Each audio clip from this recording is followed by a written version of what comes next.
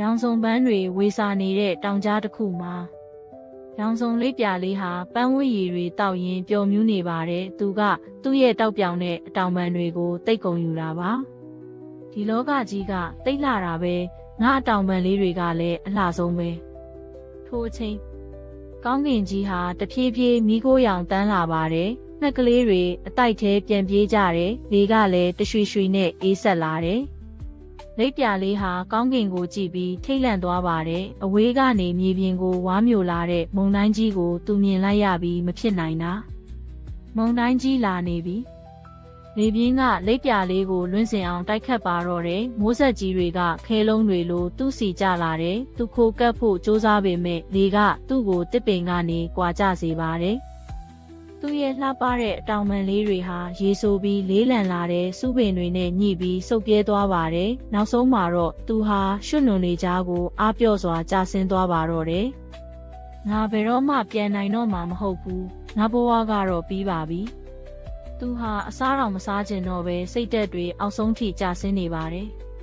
အဲ့ဒီအချိန်မှာလိပ်ပြလေးရဲ့ဘေးနားမှာပရွက်စိတ်လေးတစ်ကောင်ကိုတွေးလိုက်ရတယ်။ပရွက်စိတ်လေးဟာသူ့လိုပဲမုံတိုင်းမိထားလို့ဆူရွှဲနေပေမဲ့ပခုံးပေါ်မှာသူ့ကိုထက်ကြီးတဲ့တိရွက်စလေးကိုထမ်းပြီးတောင်ကုန်းပေါ်တက်ဖို့ကြိုးစားနေပါတယ်။ပရွက်စိတ်လေးရဲ့အတိုက်ပျက်စီးသွားတာကိုလိပ်ပြလေးမြင်လိုက်ရတယ်။ဒါပေမဲ့ပရွက်စိတ်ကငုံမနေပဲအလုပ်ပြန်လုပ်နေတာကိုမြင်တော့လိပ်ပြလေးတွေဝေသွားပါတယ်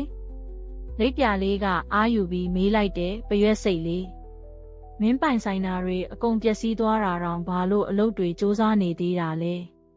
ပရွက်စိတ်လေးကပြုံးပြီးဖြေပါတယ်မုံတိုင်းကငါအိမ်ကိုဖျက်နိုင်ပေမဲ့ငါလက်နှစ်ဖက်ကိုမဖျက်နိုင်ဘူးတစ်ချိန်ပျက်စီးရင်10ချိန်ပြန်ဆောက်မယ်လောကရန်ကိုအရှုံးပေးလိုက်ရင်မင်းလောကရဲ့အလှတရားကိုဘယ်တော့မှပြန်မြင်ရမှာမဟုတ်ဘူးပရွက်စိတ်ရဲ့စကားကလိပ်ပြလေးရဲ့ရင်ထဲကိုထိမှန်သွားပါတယ်ငါကတော့အတောင်ပံလေးစုပ်တာနဲ့လက်လျော့နေတာလားသူသိသွားပါပြီထိုင်နီးတွားနေတာကအဖြေမဟုတ်ဘူးရင်ဆိုင်တာကမှအဖြေဆိုတာကိုပါ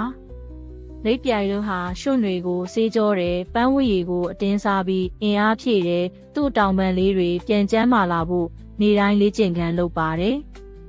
အချိန်ချင်းပြုတ်ကျပြီးနောက်မှာတော့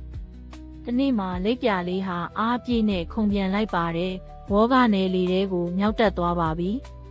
သူဟာအရင်ကထက်ပိုမြင့်တဲ့နေရာကနေလောကကြီးကိုကြည့်လိုက်ပါတယ်သူ့တောင်ပံပေါ်ကအမာရွတ်တွေဟာသူ့ရဲ့ရဲရင်မှုကိုပြသနေတဲ့တစိမ့်တွေလိုပါပဲကလေးတို့ရေအခက်ခဲဆိုတာမင်းတို့ကိုလဲကြအောင်လုပ်မှာပါဒါပေမဲ့ပရွက်စိတ်လေးလိုလိပ်ပြလေးလိုပြန်ထနိုင်ရင်မင်းတို့ဟာကဘာပေါ်မှာအလှဆုံးပြန်တန်းနိုင်သူတွေဖြစ်လာမှာပါပဲ